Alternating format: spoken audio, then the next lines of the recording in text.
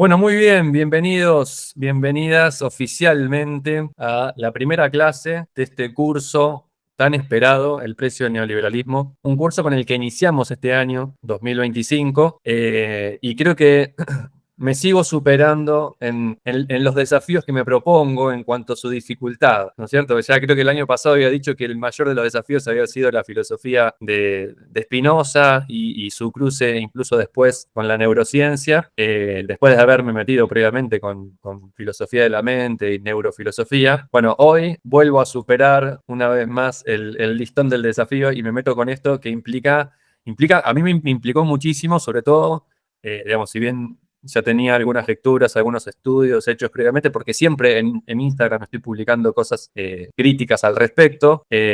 Me implicó desde diciembre hasta acá ponerme a estudiar intensivamente muchas horas, muchos días, aprovechar el tiempo improductivo, es decir, sin beneficio económico y monetario. Bueno, nada, aprovecharlo para después, bueno, poder ofrecer este espacio de formación que sí me da de comer, digamos, después, ¿no? Pero bueno, para mí también el motor, más allá del cálculo económico y del beneficio, bueno, que normalmente se hace muy difícil también, obviamente, más allá de eso, el motor es poder ampliar, obviamente, el conocimiento, es poder tener una mirada de conjunto acerca de los problemas del liberalismo, del capitalismo, ¿no? Del neoliberalismo y de la historia en general, y poder tener eso, es esa mirada más compacta, más sólida, más de conjunto.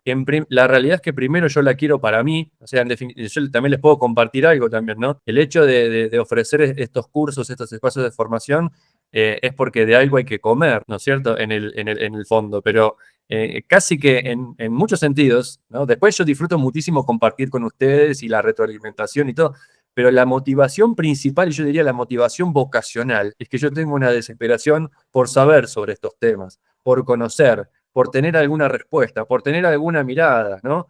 Sólida, aunque sea parcial, ¿no? Porque siempre va a haber cierta parcialidad, siempre va a haber siempre va a haber alguien que tiene, ¿no? Algún autor, algún intelectual o algún colega que tiene alguna crítica con respecto a lo que yo pueda alcanzar como síntesis final provisoria, ¿no? Pero bueno, a mí me motoriza y me motiva mucho, ¿no? El ir adquiriendo esas síntesis finales provisorias, podríamos decir, ¿no? Haciendo una especie de tesis, de búsqueda existencial con respecto a esto, ¿no? Entonces, bueno, nada, este es actualmente el mayor de los desafíos que he tenido hasta el momento y la idea es poder desentrañar, ¿no? Ya para nombrar el título del curso, ¿cuál es el precio que hay que pagar para entrar en el neoliberalismo, ¿no? O si quieren, de modo más genérico, porque a quienes por ahí yo pueda denominar como neoliberales rechazan ese nombre, ¿no? ¿Cuál es el precio de liberalizar? ¿Cuál ha sido el precio del surgimiento, el desarrollo, las modificaciones y los agregados que ha sufrido la teoría y la ideología política y económica liberal desde los inicios, ¿no? Allá por principios, yo diría, del 1800 hasta la actualidad, siendo que en la actualidad podríamos llamarlo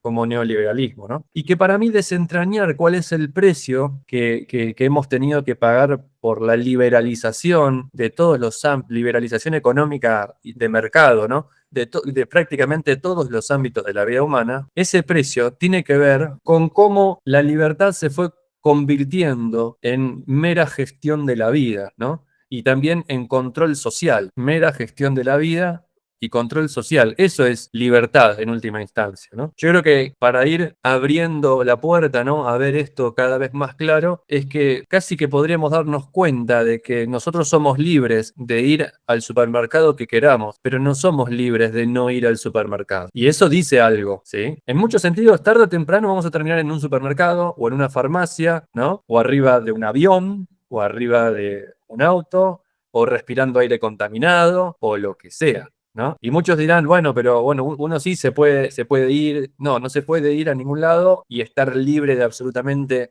el Estado y el mercado porque van en conjunto el Estado y el mercado. Uno diría, bueno, si yo me quiero ir aquí en Colombia, ¿no? Me quiero ir a cualquier montaña de Colombia a formar una comunidad autárquica que se rija por la filosofía mutualista de los primeros anarquistas o cooperativistas. En realidad yo no lo podría hacer durante mucho tiempo sin que venga algún representante funcionario del Estado y nos diga, oiga, ¿usted qué está haciendo? Estas son tierras fiscales y bueno, y en fin, ¿no? Y bueno, y eso en algún punto, digamos, los neoliberales lo toman como para decir, ven que el Estado te obliga a estar dentro del Estado. Sí, pero lo que se olvidan es justamente la historia social y política universal, comandada por Occidente, en el que utilizaron al Estado para crear un sistema de mercado, primero interno y luego externo. Y eso no se hizo sin guerras, no se hizo sin marcos legales opresivos, sin cambios culturales, como decía antes, no se hizo sin dislocaciones sociales y culturales, ¿no? Como por ejemplo las migraciones de los trabajadores desposeídos, privados, pero privados de capital, ¿no? Y de libres en el sentido de que ya no tenían una referencia territorial como las tierras comunales del sistema feudal, lo que no quiere decir que yo quiera volver al sistema feudal.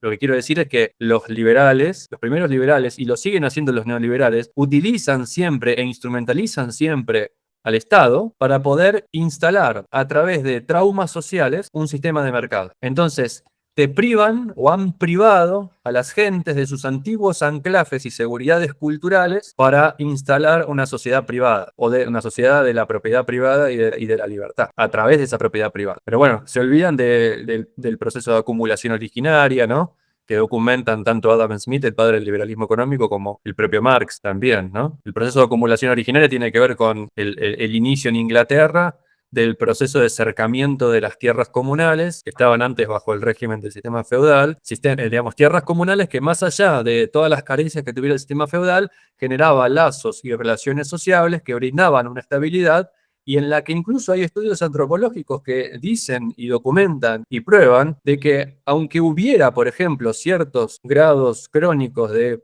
pauperismo o pauperización, jamás había muertes por inanición, nadie se moría de hambre, se pasaba privaciones, ¿no? Tenían mucha precariedad material, pero nadie moría por inanición, por el propio sistema cultural, social, ¿sí? Que se había gestado, que entre otras cosas era un sistema social de la reciprocidad, de la redistribución, y en fin, porque digamos, si no, los señores feudales, si se les morían sus siervos de hambre, no tenían de dónde sacar sus recursos también, ¿no? Y el proceso hacia la economía de mercado implicó una dislocación tal, es decir, una migración tal, que hizo que muchas personas durante mucho tiempo tuvieran que pasar hambre, ¿sí? Y ese pasar hambre provocó ciertas respuestas sociales, ¿sí? Entre ellas, por ejemplo, la famosa ley de pobres, ¿no? En Inglaterra, de la cual los liberales se quejan porque dicen que genera distorsiones en el sistema de mercado, pero fue el sistema de mercado o el esfuerzo por instalar el sistema de mercado el que fue generando la migración sin ningún tipo de posesión y sin ningún tipo de anclaje territorial, comunitario, cultural, familiar e histórico, ¿sí? De los campesinos a la ciudad. Y entonces, claro, en un principio, bajo el sistema de mercado, en un principio, como la opción era o trabajás por esta miseria o te morís de hambre, claro, trabajaban por una miseria y los salarios eran lo más bajos posible. Y eso generó la búsqueda social de dar una respuesta a eso a través de la ley de pobres, que planteaba subsidios, planteaba ayudas económicas para completar el salario mínimo que se necesitaba para comprar el pan semanal, ¿no? Mientras que los liberales decían, no, no, no lo hagan ustedes artificialmente, dejen que eso vaya subiendo solo. Sí, sí, pero tengo gente que se me está muriendo de hambre acá. ¿Qué clase de ser descarnado sos? Es porque el sistema económico no es un sistema económico desde una teoría pura y dura. Tiene que estar arraigado en una comunidad, está arraigado en personas que sufren y padecen hambre. Vos no le podés decir a un tipo, mientras vos no tenés hambre y sos parte de la élite que está impulsando el cambio, la revolución tecnológica, industrial y todo, no le puede decir, espera porque el mercado te va a ir pagando más, ¿eh? No, pero yo hoy me muero de hambre, no puedo esperar hasta mañana. Y vos creaste esta situación, no me digas que yo me tengo que bancar hasta que en la situación que vos creaste se solucione sola, a través de los mecanismos teóricos que vos me estás diciendo. No te entiendo nada de eso, tengo hambre, porque con hambre no se puede pensar, ¿sí? Y el liberalismo termina siendo una teoría e ideología política descarnadísima y desanclada, desarraigada de toda experiencia vital, comunitaria, humana, existencial, ¿no? Termina pasando muchas veces eso. Ha pasado eso y está documentado y lo narra muy bien Carl Polanyi en La Gran Transformación.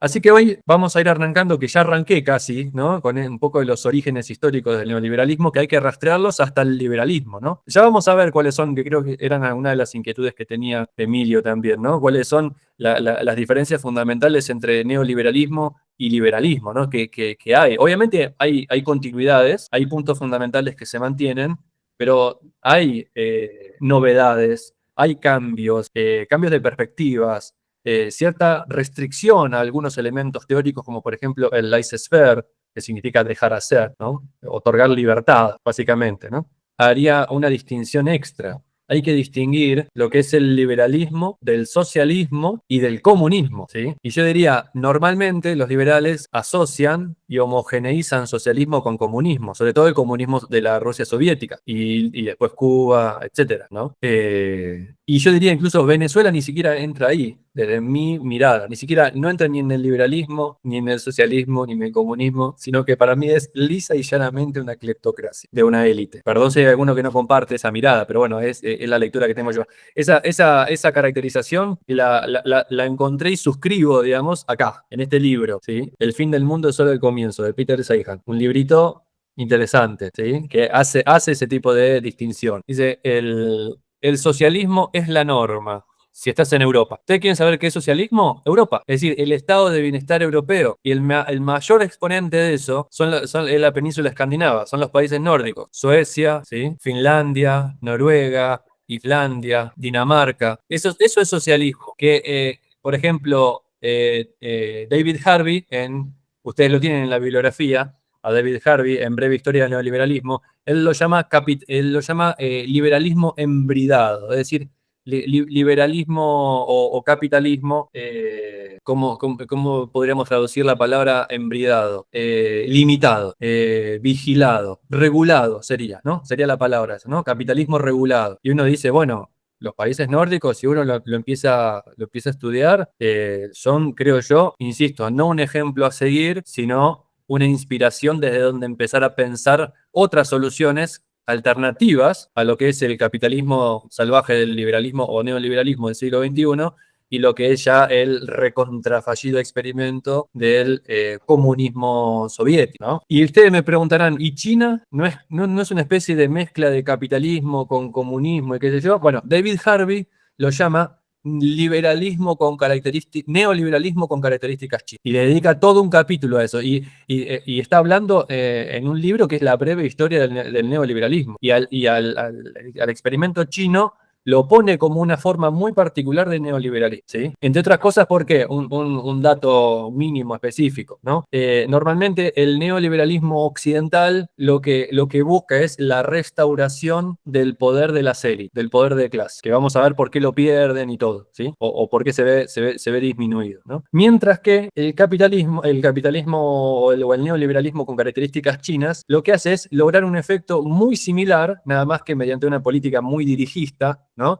Planeada centralmente, pero lo que hace es no restaurar, sino construir el poder de una nueva élite económica privada que empieza a tener injerencia en el gobierno chino. Todavía no tanta como en el neoliberal, porque digamos, no hay tanta autonomía por parte de los capitales privados en China como si lo hay en el resto del mundo, digamos, ¿no? Porque en China si haces algo que está en contra de lo que es el partido, por más que seas más rico que Elon Musk, te van a ir a buscar y te van a desaparecer, muy probablemente, ¿sí? Pero lo que sí hace es crear de la nada, digamos, un poder económico privado que tiene sus influencias, cuando antes no existía, ¿no? En China, ¿sí? Mientras que en Occidente existió prácticamente desde el surgimiento de la burguesía, que surge en una especie de ceguera periférica que tuvieron las clases dominantes del régimen, del antiguo régimen, ¿no? Las aristocracias y los feudos, etcétera, no se vieron venir ese poder importante, novedoso y económico de las burguesías, que se transformaron en grandes capitalistas. Y no lo podían ver venir porque no era parte del patrón cultural, ¿sí? Eso lo explica también muy bien Carl Polanyi en La Gran Transformación. No lo pudieron ver venir porque la actividad económica lucrativa de la búsqueda del beneficio por el beneficio mismo, como actividad económica, no estaba dentro del horizonte cultural y sociológico, ¿sí?, del antiguo régimen aristocrático, feudal y noble. ¿Por qué? Porque esas eran economías con mercado, donde el mercado, para la obtención de beneficio como finalidad última, era una actividad marginal, no formaba parte de la preocupación central cultural ni política de la vida cotidiana de las personas. Entonces no lo ven venir, surgen como actividades marginales. De hecho, los grandes comerciantes que construyeron la ruta, que instalaron la ruta de la seda en su momento, ¿no? ¿Cómo se llama este comerciante tan famoso de la historia de la época florentina? Marco Polo. Marco Polo, exactamente, gracias Emilio. Marco Polo era un gran comerciante. De hecho, por ejemplo, no sé si se fijan, en su momento, el padre de Francisco de Asís, del famoso santo Francisco de Asís, era un gran comerciante de telas y viajaba a través con los barcos, llevaba telas, sedas y qué sé yo, estaba acomodado, pero esa actividad no ocupaba la centralidad de la dinámica social, era marginal. Entonces, fueron, digamos, en sentido un poco relativo, digamos, pero fueron pudiendo ir amasando su poder en base a su fortuna, que después les permitió transformarse en los grandes banqueros de Occidente, con relativa tranquilidad, porque no era una actividad que le preocupara a la nobleza, ni a las aristocracias cercanas a la nobleza. Bueno, y ahí surge un poder que cambia las lógicas, la burguesía capitalista, ¿no? Estamos ahí un poquito con los orígenes, ¿no? Entonces, hoy vamos a ver un poquito esto, ¿no? La crisis del liberalismo clásico, cómo es que el liberalismo tiene su auge y llega a la crisis hasta el colapso final de 1930, que le termina de dar el remate la Segunda Guerra Mundial, ¿no? Y cómo a partir de ahí aparece un neoliberalismo, porque yo les diría, para que ustedes más o menos empiecen a ver alguna diferencia en base a alguna distinción histórica. Desde 1814 hasta 1915, que comienza la Primera Guerra Mundial, fue un auge del liberalismo, que es lo que nosotros conocemos como liberalismo clásico, ¿sí? Si quieren hacer una cronología. En 1915 entra en crisis. Vamos a ver después cuáles son los motivos, ¿no? Pero entra en crisis el sistema económico financiero internacional que se había ido gestando a través de lo que nosotros conocemos como liberalismo clásico, y ahí cae en desprestigio el liberalismo clásico, porque de hecho fueron causas económico-políticas inducidas por la política económica liberal clásica, la Primera Guerra Mundial. Que luego de la Guerra Mundial, que creo que, si no recuerdo mal, termina en 1918, ¿no? La Primera Guerra Mundial, hay como una especie de espasmo, intento de reinstaurar el sistema económico internacional que habían ido gestando los neoliberales, pero eso deriva, ¿sí?, que de 1918 a 1929 y después del 30 se siguieran profundizando las consecuencias negativas de ese sistema económico y derivaran en el crack financiero del 29, que diera lugar a la Gran Depresión en 1930. A partir de 1930, después de la Gran Depresión, como se vio y se evidenció el fracaso rotundo de la filosofía, la política y la economía liberal, empieza a haber un auge del fascismo. El auge del fascismo es el auge del proteccionismo. Proteccionismo de la nación, ¿frente a qué? Frente a las incertidumbres y a los males que causaba el mercado internacional. Y el fascismo en Italia y Alemania, ¿qué genera? La Segunda Guerra Mundial. Y después de la Segunda Guerra Mundial se abandona definitivamente el patrón oro, que lo vamos a analizar un poquito, ¿no? Que fue uno de los pilares del sistema económico antiguo, liberal, el patrón oro. Se abandona en 1933, pero ¿no? Sí, en 1933 se abandona por parte de Estados Unidos. Y ahí empieza toda una nueva era en la que se vio que el liberalismo no funcionaba, el fascismo generaba un descalabro mundial que llevó al cataclismo de la Segunda Guerra Mundial. Entonces la solución no estaba ni en el liberalismo, ni en el movimiento reaccionario proteccionista del fascismo, sino que debería haber una tercera opción. Ahí aparece el keynesianismo con el estado de bienestar, que es próspero desde el fin de la Segunda Guerra Mundial hasta 1970, que es una forma de capitalismo, ¿eh? El keynesianismo es una forma de capitalismo. Y como es una forma de capitalismo que tiene ciertas cosas en común con el liberalismo, no todas, pero ciertas cosas en común, derivó también en una crisis en 1970 que le dio la ocasión histórica a los liberales ortodoxos de volver al centro de la escena. Y ahí nace el neoliberalismo. Sí, les hice como una cronología, una línea histórica mínima, como para que vayan teniendo perspectiva histórica, digamos, ¿no? Geopolítica incluso. Ahora nos vamos a meter un poco más en detalle, ¿no? Así que lo que vamos a ver hoy, que es la crisis del liberalismo clásico y el colapso en 1930, con el remate final de la Segunda Guerra Mundial, y luego la aparición del neoliberalismo, ¿sí? Como una respuesta del keynesianismo y al socialismo, dan lugar al surgimiento del coloquio Walter Lippmann, la fundación de la Sociedad Mont Pelerin, y ahí la aparición y la consagración de figuras rutilantes dentro de ese ámbito teórico, ideológico, cultural y político, como lo son Ludwig von Mises, Friedrich Hayek y Milton Friedman. Así que vamos a ver un poquito para después meternos las clases que vienes en lo que sigue, ¿no? Para ver primero alguna cuestión más teórica, más técnica, más conceptual, me gustaba la idea de empezar con los orígenes conceptuales y las ideas claves del neoliberalismo, ¿no? Es decir, yo lo que les pinté hasta hace un ratito fueron los orígenes históricos, geopolíticos, ¿no? Que están detrás del origen del neoliberalismo, que vamos a ir profundizando un poquito más adelante, ¿no? Pero también está bueno tener presente cuál es el origen conceptual, ¿sí? De esa nueva forma del liberalismo o de ese nuevo liberalismo que nosotros por hoy estamos llamando como neoliberal. Que insisto, el concepto de neoliberalismo puede ser tomado como una categoría técnica, precisa y rigurosa, y no solo como un adjetivo descalificativo. Porque hoy vos a alguien que podríamos llamar neoliberal le decís neoliberal y dice, ese concepto no tiene sustrato, es solamente un concepto para despreciar y ningunear a los que defendemos la libertad, a los defensores de la idea de la libertad. Y como no pueden atacar algo tan difícil de atacar como es la idea de libertad, se inventan el término neoliberalismo para que sea más fácil, como una especie de muñeco de paja. Falacia del hombre de paja. Exactamente, una especie de muñeco de paja, la falacia del hombre, ¿no? Pero yo lo que quiero reivindicar es que no es así. El término neoliberalismo tiene un trasfondo técnico preciso y riguroso, ¿sí? Y además de que no es cierto que sea difícil de atacar la idea de la libertad que defienden los neoliberales, ¿no? De hecho, ya algo dije en la clase gratis, digamos, ¿no? Porque sí, ellos defienden la libertad, pero no cualquier tipo de libertad, y no la libertad en general, ¿sí? Es una libertad bastante restringida, que es la libertad de asociación para la creación de empresas y la actividad económica, no cualquier libertad, ¿sí?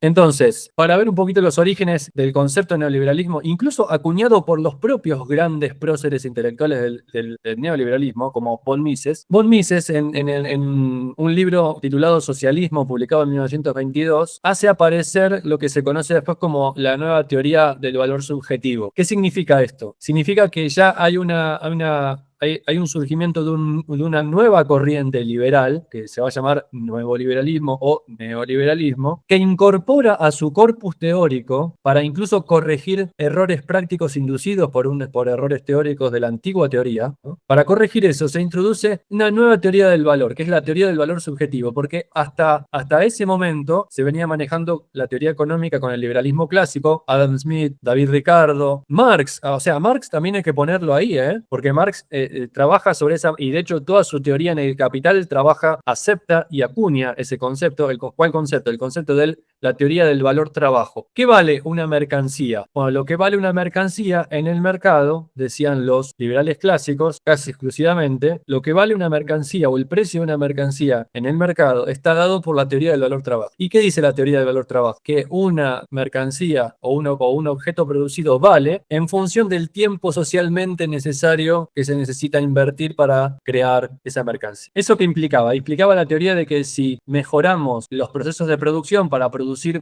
más, con más calidad, en menor tiempo, los precios se reducen, ¿sí? Si a mí para fabricar una prenda de vestir sin los avances técnicos de la industrialización, promovidos por el impulso de las inversiones del capital, me tomaba 4 días en hacerla, y ahora en 4 días, o sea, eso generaba un precio de mercado. A mí me llevó tanto tiempo hacerlo, y en función de tanto tiempo que me llevó a hacerlo, tiene un valor. Mientras yo más me demore en hacerlo, porque es más complejo fabricarlo, más te voy a cobrar. ¿Qué pasaba? Ellos decían, con los avances técnicos y la producción masiva, los precios tienden a reducir porque se produce más, mejor, más rápido y más barato. No hace falta, más barato porque no hace falta invertir tanto tiempo, porque los tiempos están optimizados. Eso implicaba la teoría del valor trabajo, que decía que algo vale en función del tiempo socialmente necesario para producir algo. Implicaba como sacar una especie de promedio entre, de media, cuánto tardaba un zapatero en fabricar un zapato. Supongamos que en promedio un zapatero tardaba 10 horas en fabricar un zapato. Bueno, evidentemente había algunos zapateros que eran menos hábiles y tardaban 15 horas. Habían otros que eran más hábiles y tardaban 5 horas. Entonces el promedio daba 10 horas. O sea, más o menos el precio está dado por ese cálculo, ¿sí? Los liberales dicen, claro, en todos los factores que componen el precio de una mercancía en el mercado, no solamente es la teoría del valor trabajo, sino que es además también, dice, algo que incluso seguía siendo clásico, la teoría del valor de utilidad, porque la evolución sería esta: algo vale por la utilidad que tiene, primera, ¿no? Primera categoría. Segunda categoría: algo vale por el tiempo socialmente necesario para producirlo. Y finalmente, la teoría del valor trabajo. Las cosas valen según lo que la gente esté dispuesta a pagarlas. Esa es la teoría del valor subjetivo. No hay nada objetivo, no hay ni el valor de uso. No, o sea, yo no pondero cuánto vale una herramienta por las cosas que me facilite hacer. Tampoco pondero, ese sería el valor de uso, ¿no? Tampoco pondero cuánto tiempo le costó al flaco fabricarla, sino que pondero cuánto la quiero y cuánto no la quiero, cuánto me satisface y cuánto no me satisface, ¿sí? Por eso después entra ahí a jugar un rol importante el hecho de la apariencia estética de las herramientas incluso, ¿no? Aunque vos decías, ¿pero qué valor puede tener una herramienta, o sea, una pinza? ¿Qué valor puede tener, qué importancia puede tener en su precio el valor estético? Y la verdad que sí, vos tenés en una góndola una herramienta linda con un buen packaging y que aparentemente tiene buena calidad de terminaciones y no sé qué, y bueno, vas a estar más dispuesto a pagar más que por otra materia o que por otra herramienta o por otro artefacto que sea igualmente funcional, de igual calidad, pero tenga aspecto peor, digamos, para decirlo fácil, ¿no? Entonces, el neoliberalismo surge al calor, entre otras cosas, de una nueva teoría del valor, que es el valor subjetivo. Las cosas valen conforme a lo que la gente está dispuesto a pagar. Por eso después tiene un rol fundamental la inversión anual en miles de millones en pauta publicitaria y marketing. De hecho, hay datos de eso. Yo no tengo el dato por ahí, ahora no me lo acuerdo exacto, pero si quieren me lo piden y yo se los paso. De hecho, está en una de las diapositivas de alguna de las publicaciones que hice, cuánto se invierte por año. Y son creo que 900.000 millones de dólares anuales en todo el mundo en publicidad y marketing. Incluso la Universidad de Stanford, que está muy cerquita de Silicon Valley, ya tiene montado y funcionando plenamente operativo un laboratorio de investigación de tecnología persuasiva. Tecnología persuasiva, es decir, la tecnología puesta al servicio de influir en la percepción y la cosmovisión que las personas tienen del mundo y cuáles deberían ser sus aspiraciones y sus deseos, sus prácticas de consumo, etc. Ya solamente con decirles esto, vemos que la pretensión de que el mercado es el resultado de un ámbito natural, querido y buscado por la sociedad, no lo es. Si no se necesitarían miles de millones de dólares de inversión para convencer a la gente para que vaya a comprar, si fuera tan natural, tan espontáneo, ¿no? Bien, entonces ahí aparece Mises con esto. Mises dice en un texto posterior de 1927 que se llama Liberalismus, así está puesto, ese sería como el título original en alemán, pero es liberalismo, ¿no? Se habla sobre lo que es el liberalismo. Dice: en ningún otro lugar se demuestra más clara y fácilmente la diferencia en la argumentación entre el liberalismo antiguo y el nuevo liberalismo que en el problema de la igualdad. Fíjense, acá que está diciendo von Mises, que hay un quiebre entre la antigua cosmovisión liberal y la nueva cosmovisión liberal. Y uno de los puntos fundamentales es el problema de la igualdad, que yo lo explicaba en la clase gratis eso. El problema de la igualdad tiene de fondo una cosmovisión antropológica detrás, porque el liberalismo antiguo, según Mises, entiende que tenía detrás una antropología teológica en la cual todos los hombres somos iguales a los ojos de Dios, porque tenemos igual dignidad y por tanto merecemos trato igual y todo. Y Mises dice: los hombres, los seres humanos, no somos iguales, somos muy distintos. Es un artificio decir que somos todos iguales, porque ante los ojos de Dios, desde una perspectiva teológica, porque en los hechos, en la práctica, es que somos todos distintos y algunos son más capaces que otros, algunos son más industriosos que otros, algunos son más vagos que otros, por lo tanto algunos merecen más lo que tienen que otros. Los hombres no somos iguales, somos desiguales. Yo ahí digo que confunden igualdad, o mejor dicho, desigualdad con diversidad, porque ellos están planteando una desigualdad que en el fondo justifica que unos tengan más y otros tengan menos.